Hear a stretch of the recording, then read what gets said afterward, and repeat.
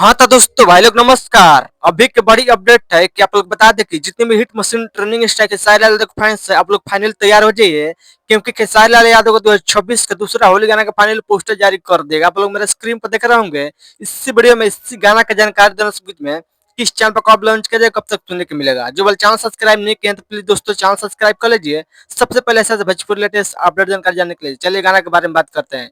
खेसारी लाल यादव 2026 का दूसरा पोस्टर आ गया है, जिस गाना का टाइटल है तुर महतारी जिंदाबाद। तुर महतारी जिंदाबाद कमाल का टाइटल होने वाला है। और बात करें गीत का तो गीत को गाए खेसारी लाल यादव और साथ में अनुपमा यादव गाना गाए। डुट गाना होने वाला है तुर महतारी जिंदाबाद। अब रहा इस गाना किसने लिखा है तो बता दे भाई लोग, इस गाना के लिखे हैं प्रणव बिहारी गाना लिखे हैं। और म्यूजिक संगीत का बात करें तो म्यूजिक दिया है अजय आकाश मिश्रा। म्यूजिक संगीत से बहुत बेहतरीन कमाल का आकाश मिश्रा म्यूजिक संगीत सजाते हैं। ये गाना भोजपुरी फैंस को पूरा मिलेगा। जो गाना आया था भतीजवा के माई जिंदाबाद, उसी टाइप के गाना होने वाला है।